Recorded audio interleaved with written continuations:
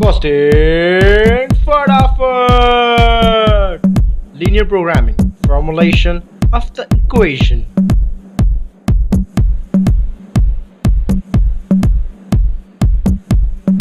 Welcome to costing फटाफट। मैं CMA Hemendra Soni फिर से आपके सामने लीनियर प्रोग्रामिंग का लास्ट लेक्चर, जिसमें हम लोग बात कर रहे थे कैसे लीनियर प्रोग्रामिंग की प्रॉब्लम्स को ग्राफिकल मेथड से सॉल्व करते हैं। उसी सीरीज में एक और क्वेश्चन, पहले क्वेश्चन में पिछले वीडियो में हम लोगों ने ऑब्जेक्टिव फंक्शन मैक्सिमाइजेशन का पढ़ा था, और आज के इस वीडियो में दो मेथड कवर करूंगा। एक ऑब्जेक्टिव फंक्शन मिनिमम हो तब ग्राफिकल मेथड कैसे होता है, और दूसरा सिंपलेक्स मेथड से इक्वेशन का फॉर्मुलेशन कैसे करते हैं।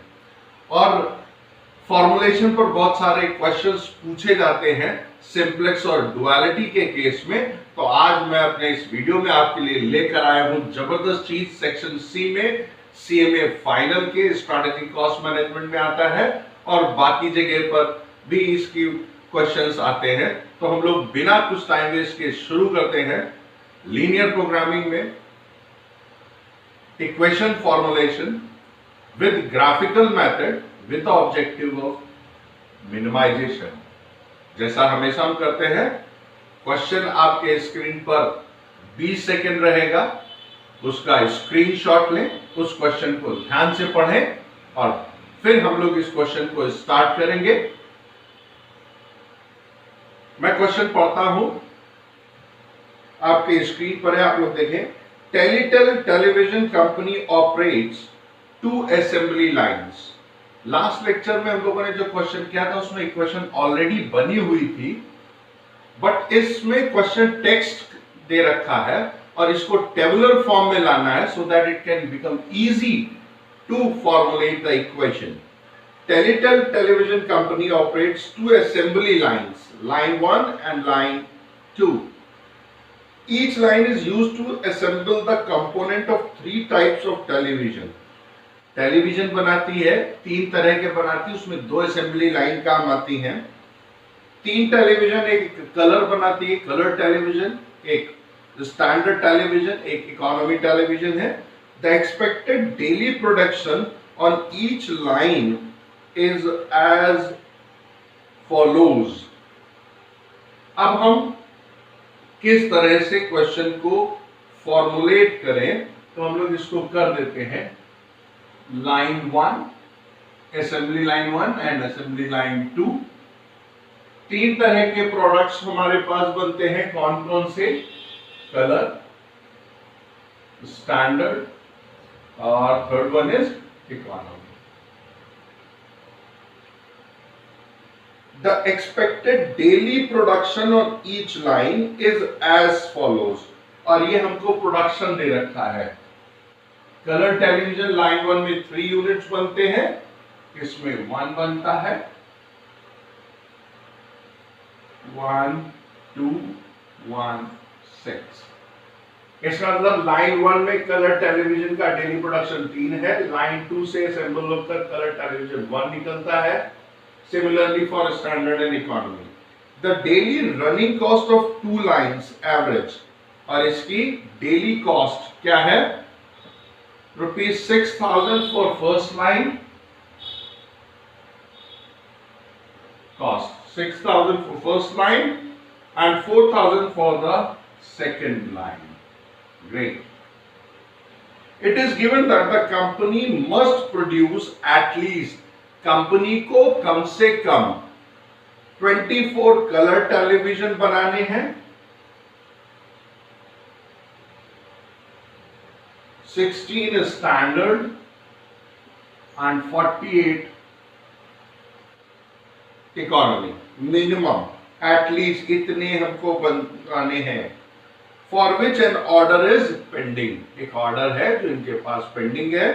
You are required to formulate problem as LPP taking the objective function, also determine the number of days, इसको अंडरलाइन कर लें, also determine the number of days that the two should be run to meet the requirement. that the two should be run to meet the requirement. अब आ जाए, सबसे पहला objective हम लोगों ने पढ़ा था। जो लोग अभी ज्वाइन कर रहे हो, ये मेरा वीडियो देख रहे हो, तो उनसे रिक्वेस्ट है कि मेरे पिछले वीडियो में जाएं, जहां पर हम लोगों ने बताया था कैसे हम प्रॉब्लम को फॉर्मुलेट करते हैं, और अगर उसमें भी थोड़ा कम रिलेट हो पाए तो उससे पहले वाले वीडियो में जाएं। This is third video and the last video in case of linear programming for the final students. और इन केस किसी और को और ज्यादा एलोबरेटिव चाहिए फॉर सिंप्लेक्स प्रॉब्लम कैसे सॉल्व करते हैं, we are only trying to make you understand how to formulate the problems. हमारा कॉस्ट दे रखा है, इट मींस हमारा ऑब्जेक्टिव फंक्शन मिनिमाइजेशन का होगा, क्योंकि हम चाहते हैं कि जो कॉस्ट है उसको मिनिमम किया जाए। आओ लाइन 1 में मान लेते हैं कि that we are producing x1 days. हम कितने दिन, क्वेश्चन को ध्यान से पढ़ें। Also determine the number of days that two should run, मतलब लाइन 1 और लाइन 2 को हम कितने दिन रन करें। और ये सारी चीजें डेली प्रोडक्शन है, ये डेली कॉस्ट है, तो हमने मान लिया ये x1 डेज चलती है और ये x2 डेज चलती है। और डेली कॉस्ट पर डे की, डेली कॉस्ट मतलब 6000 है। क्वेश्चन को फिर पढ़ें, द डेली रनिंग कॉस्ट है ना, ये डेज की कॉस्ट है पर डे की। तो अगर एक दिन की कॉस्ट है 6000 and if we are running for x1 days, तो total cost would be 6000 x1 for line 1 and for line 2 4000 per day है and we are running x2 days, then 4000 x2। इसका मतलब ये जो z है ये क्या है, ये हमारी टोटल कॉस्ट हो गई फॉर बोथ, करेक्ट। तो ये क्या हो गया हमारा, this is objective function, correct. फिर हमने कहा था हम क्या बनाते हैं, सब्जेक्ट टू कंस्ट्रेंट, कि हमारे पास क्या कंस्ट्रेंट है, उसको ध्यान में रखते हुए हम लोग आगे बढ़ेंगे। वो कह रहा है कि एटलीस्ट 24 टेलीविजन बनाने कलर की। अगर एक दिन में 3 यूनिट होता है तो x1 डेज में कितनी यूनिट बनाएंगे कलर टेलीविजन की, 3x1। और कलर टेलीविजन लाइन 2 से कितना निकलेगा, एक जो बनेगा x2 डेज में, तो 1 into x2 is x2 should always be, कम से कम 24 बनाने हैं, कम से कम 24 should always be greater than और इक्वल टू, मतलब आपको 24 तो बनाने ही है किसी भी कीमत पर, तो should always be greater than और equal to 24। Similarly for standard, हम एक दिन में एक प्रोडक्शन करते हैं और x1 डेज रन कर रहे हैं, देन इट इज x1। और यहां पर भी सिंगल डे कर रहे हैं, it is x2 should always be greater then 16, equation number 2। And for third, हम 2 टेलीविजन बना रहे हैं per day, 2x1 plus 6x2 should always be greater then 48। तो पहला हम क्या फॉर्म करते हैं, ऑब्जेक्टिव फंक्शन, दूसरा हम क्या करते हैं, subject to constraint, and the third one is non negativity condition.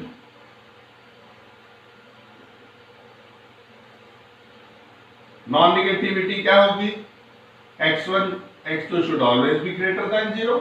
या तो आप एक दिन बनाओगे, 2 दिन बनाओगे, 4 दिन बनाओगे, या नहीं बनाओगे 0, बट माइनस में नहीं हो सकता। तो non negativity condition is x1 x2 should always be greater than or equal to 0.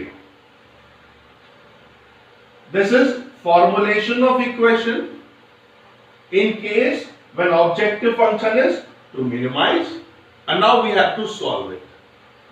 हम लोगों ने कहा था ग्राफिकल मेथड तभी लगता है जब मेरे पास केवल 2 ही वेरिएबल, कंस्ट्रेनिंग वेरिएबल जो वेरिएबल है मेरे पास 2 है। वेरिएबल क्या है, x1 और x2, 2 ही वेरिएबल है। लाइन 1 और लाइन 2 दो ही वेरिएबल है।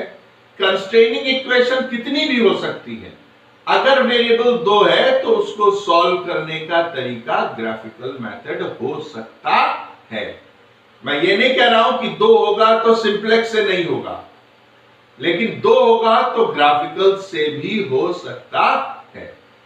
अब ग्राफिकल मेथड की बात करें तो हम लोगों ने कहा था कि जब हम ग्राफिकल मेथड से चलेंगे तो हमारे पास ये इक्वेशंस आ गई हैं, तो हमने मान लिया कि वो हमसे पूछ रहा है कि लाइन 1 और लाइन 2 में कितने डेज आप चलेंगे कि रिक्वायरमेंट को फुलफिल कर सकते हैं। तो पिछले लेक्चर में भी मैंने कहा था, मैं मान लेता हूं कि पहले वाले में x2 0 है, तो x1 क्या होगा, इसका मतलब हम लाइन 2 में कुछ भी नहीं चलाएंगे, लाइन 1 चलाएंगे। तो इक्वेशन 1 में x2 को 0 रख दें, तो उससे पहले हम लोग क्या करेंगे, कन्वर्टिंग इनइक्वालिटीज इनटू इक्वालिटी। और जब हम ग्राफिकल मेथड यूज करते हैं तो स्ट्रेट अवे इनइक्वालिटी को इक्वालिटी में कन्वर्ट कर देते हैं without introducing any surplus, any slack variable, any artificial variable. बिल्कुल ध्यान से मेरी बात को सुने। इन case of graphical method, when we convert inequality into equality, there is no need to introduce any variable, that is either slack variable or surplus variable or artificial variable. तो हमने straight away in तीन equation को convert किया, then it becomes 3x1 plus x2 is equal to 24. Second equation हो गई x1 plus x2 is equal to 16, and the third one is 2x1 plus 6x2 is equal to 48. अब मेरे पास option क्या है, हमने कहा x1 0 है, हम x2 को रन करेंगे, क्वेश्चन मार्क। दूसरा हम x2 कुछ नहीं चलाएंगे, x1 में करेंगे। तो हमने x1 0 रखा, तो 3 into 0 plus x2 is equal to 24. It means x2 आ गया 24 एक कोऑर्डिनेट। फिर हमने x2 को 0 रखा, तो 3x1 plus 0 is equal to 24, then x1 is equal to 8। तो पहली लाइन के दो कोऑर्डिनेट मिल गए 8,24। क्योंकि ग्राफिकल मेथड में जब हम कोई लाइन ड्रॉ करेंगे, लाइन को करने के लिए दो पॉइंट्स चाहिए होते हैं, वो दो पॉइंट मिला देंगे तो एक लाइन बन जाएगी। इसका दो कोऑर्डिनेट होने चाहिए, एक इस पॉइंट का कोऑर्डिनेट, एक इस पॉइंट का कोऑर्डिनेट। हमारा 2 एक्सिस, वाई एक्सिस और एक्स एक्सिस है, तो हमको दो कोऑर्डिनेट चाहिए होंगे। Similarly what we can do is in case of second equation, x1 0 then x2 will be 16, and जब हम x2 0 रखेंगे तो x1 will be 16। तो दो पॉइंट मिल गए 0,16 and 16,0, सेकेंड लाइन के coordinate. And similarly for third equation, x1 0 6x2 is equal to 48, then x2 is equal to 8। तो coordinate हो गए 0,8, and when we put x2 0, 6 into 0 is equal to 48, then x1 is equal to 24, तो comma 24, 0। इसका मतलब हमने तीन line के coordinates निकाल लिए, ये सब हम पिछले वीडियो में पढ़ चुके हैं। इन केस ऑफ एनी क्वेश्चन और क्वेरी कमेंट बॉक्स में लिखते रहें और मुझको बताते रहें कि और क्या चाहिए। जब तक आप सब लॉकडाउन पीरियड में हैं, कॉस्टिंग फटाफट, और मैं हेमेंद्र सोनी इसी तरह आपके लिए नए नए वीडियोस लेकर आता रहूंगा। और डिफरेंट और डिफिकल्ट टॉपिक्स को मेरे पे भेजें, कमेंट करें कि सर मुझको ये पढ़ना है, तो ये मेरे लिए बहुत अच्छा होगा कि मैं आपकी कुछ हेल्प कर पाऊंगा। And Hemendra Soni is always devoted, dedicated to solve the problems. अब इन तीन इक्वेशन में मेरे को तीन कोऑर्डिनेट मिल गए।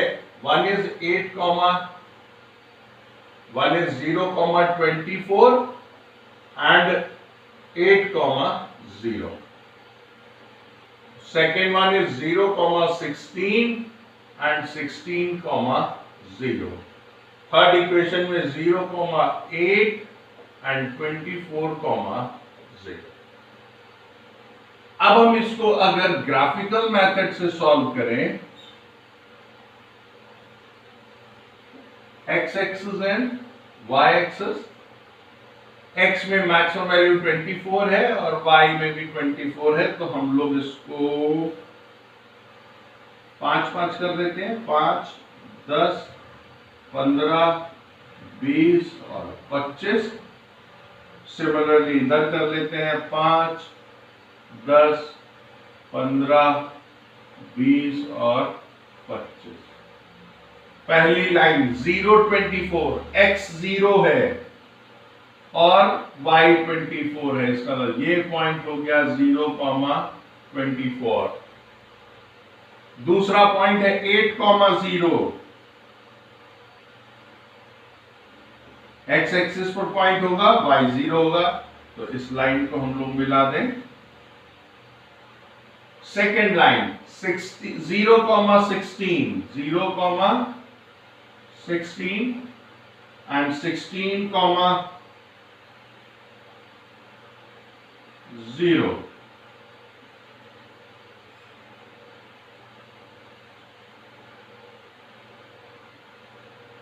And third one is 0,8 and 24,0.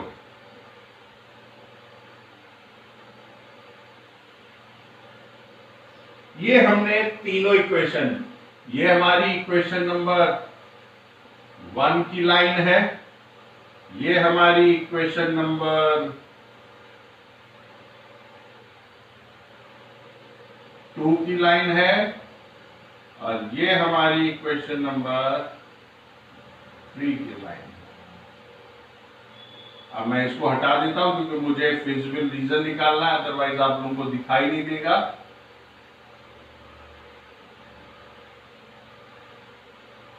यहां लिख देता हूं, this is for equation number 3, this is for equation number 2 and this is for equation number 1. अब फिजिबल रीजन हमको निकालना है। Z मैक्स में हम लोगों ने पढ़ा था, अब Z मिन में क्या कहता है, कम से कम 24, मतलब आपको 24 तो बनाने, आप ज्यादा भी बना सकते हो। फिर 16 था, फिर 48 था। ये लाइन दिखाती है कि ये पॉइंट 24 है, लाइन पर है, ये लाइन पर है, ये लाइन। इससे नीचे चलेंगे तो हम कम बना रहे हैं, लेकिन वो बोलता है कंस्ट्रेंट क्या है, कम से कम 24 बनानी है। इसका मतलब वो लाइन से ऊपर का एरिया होगा, तभी हम कंस्ट्रेंट्स को फुलफिल करेंगे। फॉर एग्जाम्पल मान लिया हम ये एरिया ले लेंगे वाला, अब ये एरिया ले लेंगे तो ये इस लाइन के नीचे, इसका मतलब कोई इक्वेशन है जिसकी वैल्यू इसके नीचे जा रही है, इसका मतलब ये उस कंस्ट्रेंट को फुलफिल नहीं कर रहा है। इसी तरह इस लाइन के नीचे भी है, तो इसका मतलब ये एरिया किसी भी कंस्ट्रेंट को फुलफिल नहीं कर रहा है। तो पहले हल्का सा मेथड बताता हूं, फिर इसका लॉजिक बताता हूं। जब भी ऑब्जेक्टिव फंक्शन मिनिमाइज हो तो यहां खड़े हो जाए, जब मैक्सिमाइज में तब मैंने क्या कहा था, यहां खड़े हो जाए। जब ऑब्जेक्टिव फंक्शन मिनिमाइज का हो तो एक्स एक्सिस के आउटर पर खड़े हो जाए और यहां से भागें, यहां आएंगे, फिर जिधर लड़ते जाए होते हैं, फिर यहां आएंगे, फिर यहां आएंगे और फिर यहां। इसका मतलब फिजिबल एरिया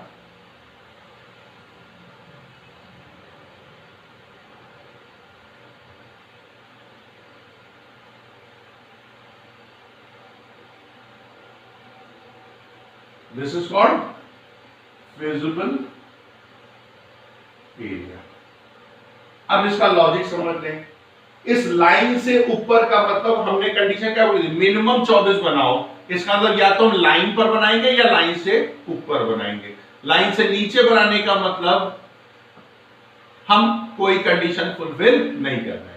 दूसरा सबसे इंपॉर्टेंट चीज, सब्जेक्ट टू कंस्ट्रेंट में कहता है जब वो तीनों इक्वेशंस की कंडीशन को फुलफिल करे, वो फिजिबल एरिया, फिजिबल रीजन क्या है, वो एरिया, वो पोर्शन जो हमारे जितने भी कंस्ट्रेंट्स हैं उन सारे कंस्ट्रेंट को ध्यान में रखते हुए जो सारी कंडीशन को फुलफिल करे, that will be known as feasible region और फिजिबल एरिया। और उसी फिजिबल एरिया से ही फिजिबल सॉल्यूशन हमको मिलेगा। इसका मतलब हम इसको पॉइंट नंबर ए दे देते हैं, इसको हम पॉइंट नंबर बी दे देते हैं, इसको point number C and this is point number B. तो हमारा फिजिबल रीजन क्या हो गया, A B C and D. ये फिजिबल रीजन है बट फिजिबल सॉल्यूशन नहीं है। अभी इसका वैल्यू नहीं है कि कितने नंबर ऑफ डेज में। तो 4 में से ए पॉइंट के कोऑर्डिनेट हमको पता है 0,24, बी पॉइंट के कोऑर्डिनेट हमको नहीं पता है, सी पॉइंट के कोऑर्डिनेट नहीं पता है, डी पॉइंट के कोऑर्डिनेट हमको पता है 24,0। अब मैं इधर का पोर्शन हटा देता हूं। अब इसका मतलब मेरा ऑब्जेक्टिव इज व्हाट, अब मेरा नेक्स्ट स्टेप क्या होगा, फिजिबल पोर्शन में 4 पॉइंट्स पे 2 को कोऑर्डिनेट बताए हैं बट 2 के कोऑर्डिनेट पता नहीं है, तो इनके 2 के कोऑर्डिनेट निकालना है। तो point B is a intersection of line 1 and line 2। Equation 1 और इक्वेशन 2 का इंटरसेक्शन है, is intersection of equation 1 and equation 2। इसीलिए मैंने इक्वेशन लिखी थी क्योंकि कंफ्यूजन हो जाता है कभी कभी पॉइंट 2b जो है वो किसका intersection, and point c is intersection of equation 2 and equation 3 is intersection of equation 2 and equation 3। और हमने कहा था चूंकि ये लीनियर है, स्ट्रेट लाइन को फॉलो करता है, तो कोई भी लाइन, 2 लाइन एक दूसरे को जहां इंटरसेक्ट करते हैं that is known as point of intersection. और उनके कोऑर्डिनेट निकालने के लिए उन दोनों इक्वेशन को साइमल्टेनियसली सॉल्व कर ले तो हमको पॉइंट ऑफ इंटरसेक्शन मिल जाएगा। तो इक्वेशन 1 और 2 को हम सॉल्व करें। इक्वेशन 1 क्या थी, इक्वेशन 1 थी 3x1 plus x2 is equal to 24 और इक्वेशन 2 थी x1 plus x2 is equal to 16। Simultaneously solve कर लें, ये कट गया तो 2x1 is equal to 8, x1 is equal to 4। x1 की वैल्यू को चाहे इसमें रख दे या इसमें रख दे, जहां चाहे, हम लोग ऊपर वाले में रख देते हैं। तो 3 into 4 plus x2 is equal to 24, तो 12 plus x2 is equal to 24, x2 is 12। तो पॉइंट B के कोऑर्डिनेट मिल गए, पॉइंट B के कोऑर्डिनेट मिल गए 4,12, राइट। एक काम पूरा हो गया। एक point C is intersection of equation 2 and equation 3। Equation 2 क्या थी, x1 plus x2 is equal to 16 और इक्वेशन नंबर 3 थी 2x1 plus 6x2 is equal to 48। अब ये बड़ी है तो 3 में से 2 को घटा दें, x1 plus x2 is equal to 16। इस इक्वेशन को 2 से मल्टीप्लाई कर दें तो ये 2x1 2x2 और ये 32 हो जाएगी। फाइनल के बच्चे इतना जल्दी समझ लेना चाहिए आपको।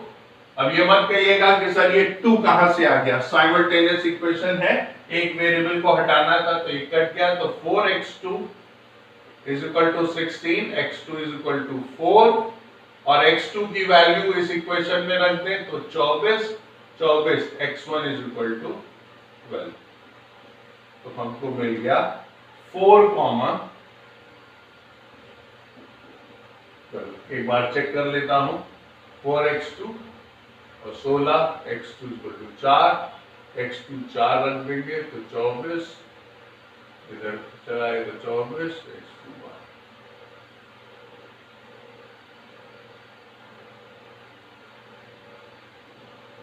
ये है, सॉरी उल्टा लिख दिया, 12,4।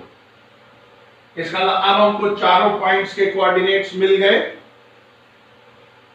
अब इसका मतलब पॉइंट ए पर लाइन 1 कोई भी डेज काम नहीं करेगी, ये 24 दिन काम करेगा। ऑप्शन बी 4 दिन लाइन 1 काम करेगी, 12 दिन लाइन 2 काम कर सकती है। ऑप्शन सी लाइन 1 12 दिन काम करेगी, 4 दिन लाइन 2 काम करेगी। ऑप्शन डी लाइन 1 24 दिन और लाइन 2 कुछ भी काम नहीं करेगी। अब आप बोलेंगे सर इन 4 में से कौन सा बेस्ट है? तो जहां पर मेरी कॉस्ट मिनिमम होगी, जहां पर मेरी कॉस्ट मिनिमम होगी उसको हम पकड़ेंगे। आप कहेंगे उसको कैसे पकड़ेंगे? तो मैं ये हटा देता हूं और आई होप कि आप सबको समझ में आ रहा होगा। हमारा ऑब्जेक्टिव फंक्शन था z min का और z मिनिमम हमारा था 6000 x1 प्लस 4000 x2। अब फॉर पॉइंट ए x1 क्या है? 0 है और x2 क्या है? 24 है। इसका टोटल कॉस्ट कितनी हो गई? 96,000 in case of point A. Point B में x1 4 है तो 6000 इंटू 4 प्लस 4000 इंटू 12, 12 चौक 48 और 24 72,000। Option C 12,4 6000 into 12 plus 4000 into 4 72, 88,000।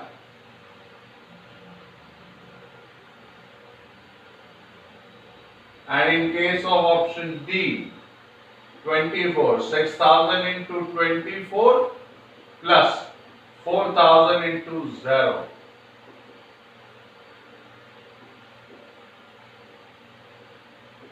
1,44,000। तो मिनिमम कॉस्ट कहां आ रही है? 72 पर। इसका मतलब हमको लाइन 1 अगर हम 4 दिन चलाएं, लाइन 2 12 दिन चलाएं तो मेरी सारी मिनिमम रिक्वायरमेंट भी पूरी हो जाएगी और मेरी कॉस्ट भी मिनिमम होगी। कंक्लूजन को ध्यान से समझें। सबसे मिनिमम कॉस्ट पॉइंट बी पर आई। इट मींस हम लाइन 1 को 4 डेज चलाएंगे, लाइन 2 को 12 डेज चलाएंगे तो मेरी जितनी मिनिमम रिक्वायरमेंट थी, कलर टेलीविजन की 24, स्टैंडर्ड की 16, इकोनॉमी की 48, तो हमारी मिनिमम रिक्वायरमेंट भी पूरी हो जाएगी और कॉस्ट भी हमारी मिनिमम आएगी 72,000। तो यहां तक हमने ये देखा कि इन case of linear programming with graphical method, if objective function is minimized, then how can we ascertain the solution, the feasible reason? तो इसको हमने यहां पर कंप्लीट किया। आई होप कि यहां तक बात समझ आएगी। अब मैं अपने नेक्स्ट वीडियो में लीनियर प्रोग्रामिंग का सिंप्लेक्स मेथड का केवल फॉर्मुलेशन लेकर आऊंगा और वो प्रॉब्लम बड़ी सी लेकर आऊंगा, सो दैट एक ही वीडियो में सारी कंडीशंस को कवर अप करने की कोशिश करेंगे। कॉस्टिंग फटाफट में आपका। तो फिर से मिलते हैं अपने नेक्स्ट वीडियो में। Till then good bye, thank you so much.